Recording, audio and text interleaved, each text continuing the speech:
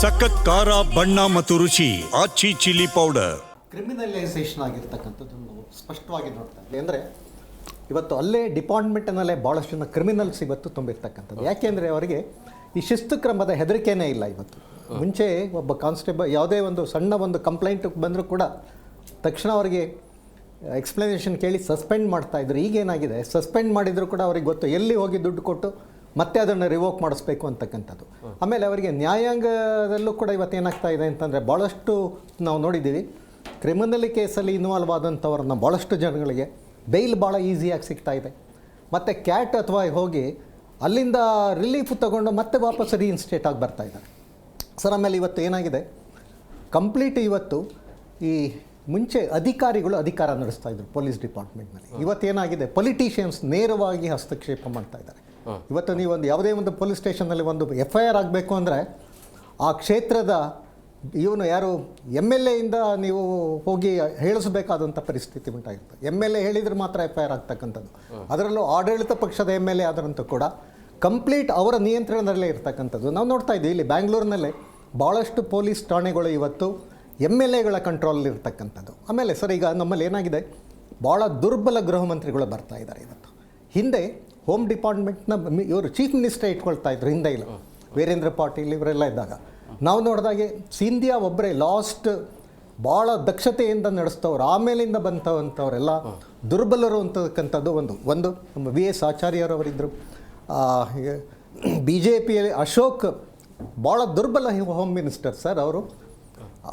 ಹೀಗಾಗಿ ಏನಾಯಿತು, ಇವತ್ತು ಕೂಡ ನಾವು ಇರ್ತಕ್ಕಂಥದ್ದು ಭಾಳ ದುರ್ಬಲ ಇರ್ತಕ್ಕಂಥದ್ದು. ಇವತ್ತು ಹೋಮ್ ಮಿನಿಸ್ಟರ್ ಇದ್ದರೂ ಕೂಡ ಒಂದು ಟ್ರಾನ್ಸ್ಫರ್ಸ್ ಮಾಡಬೇಕು ಅಂತ ಅದು CM ಹತ್ರನೇ ಹೋಗಬೇಕಾಗಿರ್ತಕ್ಕಂಥದ್ದು ಸರ್. ಆಮೇಲೆ ಇನ್ನೊಂದು ಕರಪ್ಷನ್ ಅಲ್ಲಿ ಏನಾಗಿದೆ, ಪೋಸ್ಟಿಂಗಿಗೆ ಕರಪ್ಷನ್ನು, ಟ್ರಾನ್ಸ್ಫರಿಗೆ ಕರಪ್ಷನ್ ಮಾಡಿದಾಗ ಅವನು ದುಡ್ಡು ಮಾಡಲೇಬೇಕಾಗ್ತದೆ. ಅವನು ಇಲ್ಲಿ ಬ್ಯಾಂಗ್ಳೂರಿನಲ್ಲಿ ಕೆಲವು ಠಾಣೆಗಳು ಇವತ್ತು 1 ಕೋಟಿ 2 ಕೋಟಿ ರೂಪಾಯಿಗೆ ಬಂದಿರತಕ್ಕಂಥದ್ದು ವರ್ಷಕ್ಕೆ. ಅಂದರೆ 1 ವರ್ಷಕ್ಕೆ ಅವನು ಅಷ್ಟು ಕೊಟ್ಟು ಬಂದ ಮೇಲೆ ಅಲ್ಲಿ ಅವನು ಅವ್ಯವಹಾರಗಳನ್ನು ಮಾಡಲೇಬೇಕು, ಅವನು ಕ್ರಿಮಿನಲ್ ಆಗಲೇಬೇಕಾಗ್ತದೆ. ಹೀಗಾಗಿ ಏನಾಗಿದೆ ಅಂತಾರೆ, ಒತ್ತಡದಿಂದ ಈ ಪೊಲಿಟಿಷಿಯನ್ಸ್ಗಳ ಅಂದರೆ ರಾಜಕೀಯ ವ್ಯಕ್ತಿಗಳ ಹಸ್ತಕ್ಷೇಪದಿಂದ ಆಡಳಿತದಲ್ಲಿ ಅಲ್ಲಿ ಒಂದಾಗಿರ್ತಕ್ಕಂಥದ್ದು.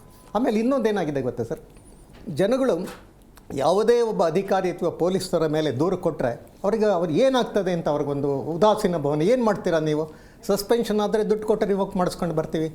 ಯಾವ ಕೋರ್ಟ್ಗಳು ಕನ್ವಿಕ್ಷನ್ ಮಾಡ್ತಾ ಇಲ್ಲ. ಈವನ್ ಕ್ರಿಮಿನಲ್ ಕೇಸುಗಳಲ್ಲೂ ಕೂಡ ಅವ್ರ ಮೇಲೆ ಭಾಳಷ್ಟು ಕನ್ವಿಕ್ಷನ್ಸ್ ಆಗ್ತಾ ಇಲ್ಲ ಸರ್ ಇವತ್ತು. ಹೀಗಾಗಿ ಅವರಿಗೆ ಕಾನೂನಿನ ಭಯವೇ ಇವತ್ತು ಯಾರಿಗೂ ಇಲ್ದಲೇ ಆಗಿರೋದು. ಏನಾಗಿದೆ ಅಂದರೆ ಕ್ರಿಮಿನಲೈಸೇಷನ್ ಆಗಿರ್ತಕ್ಕಂಥದ್ದು ಡಿಪಾರ್ಟ್ಮೆಂಟ್ ನಾವು ನೋಡ್ತಾ ಇದ್ದೀವಿ ಸರ್. ಹಿಂದೆ ಬೆಳ್ಳಿಯಪ್ಪ ಅವರ ಕೇಸ್ನಲ್ಲಿ ತಾವು ನೋಡಿರ್ಬೋದು, ಅವರು ಒಂದು ಇದರಲ್ಲಿ ರಾಬರಿಯಲ್ಲಿ ಇನ್ವಾಲ್ವ್ ಆದರು ಅಂಥೇಳಿ ತಕ್ಷಣ ಡಿಪಾರ್ಟ್ಮೆಂಟಲ್ ಎನ್ಕ್ವೈರಿ ಎಲ್ಲ ಹೋಗಲೇ ಇಲ್ಲ. ಒಂದು ಗವರ್ನರ್ಗೆ ಒಂದು ಸ್ಪೆಷಲ್ ಪ್ರಾವಿಷನ್ ಇದೆ, ಆ ವಿಶೇಷ ಅಧಿಕಾರವನ್ನು ಉಪಯೋಗಿಸಿ ಅವ್ರನ್ನ ತಕ್ಷಣ ಡಿಸ್ಮಿಸ್ ಮಾಡಿದರು. ಆದರೆ ಇವತ್ತು ನಾವು ನೋಡ್ತಾ ಇದ್ದೀರಾ, ಡಿಸ್ಮಿಸಲ್ ಪ್ರಪೋಸಲ್ಗಳು ಎಲ್ಲ ಹೋದರೆ ಇವತ್ತು ಏನಾಗ್ತಾ ಇದೆ, ಕ್ಯಾಬಿನೆಟ್ಟಲ್ಲಿ ಹೋಗ್ತದೆ ಸರ್. ಈಗ ಪ್ರತಿ ಕ್ಯಾಬಿನೆಟ್ ಮೀಟಿಂಗಲ್ಲೂ 10-15 ಪ್ರಪೋಸಲ್ಸ್ ಇರುತ್ತೆ. ಯಾರನ್ನೂ ಕೂಡ ಇವತ್ತು ಸರ್ಕಾರದಲ್ಲಿ ಡಿಸ್ಮಿಸ್ ಮಾಡ್ತಾ ಇಲ್ಲ. ಎಲ್ಲ ಪೊಲಿಟಿಷಿಯನ್ಸ್ ಹಿಡಿದು ದುಡ್ಡು ಕೊಟ್ಟು ಮತ್ತೆ ವಾಪಸ್ ಬಂದಾಗ ಏನಾಗ್ತದೆ ಅಂತಂದರೆ ಆಡಳಿತದಲ್ಲಿ ಖಂಡಿತ ಇದಿಲ್ಲ, ಏನು ದಕ್ಷತೆ ಇಲ್ಲ, ಪ್ರಾಮಾಣಿಕರಾಗಲಿಕ್ಕೆ ಸಾಧ್ಯನೇ ಇಲ್ಲ. ಅಂಥ ಒಂದು ಪರಿಸ್ಥಿತಿಯನ್ನು ಇವತ್ತು ನಿರ್ಮಾಣ ಮಾಡಿದ್ದೀವಿ. ಹೀಗಾಗಿ ಅದೇನಾಗಿದೆ, ಈ ಥರದ ಇನ್ಸಿಡೆಂಟುಗಳಲ್ಲಿ ಜಾಸ್ತಿ ಆಗ್ತಾ ಇರ್ತಕ್ಕಂಥ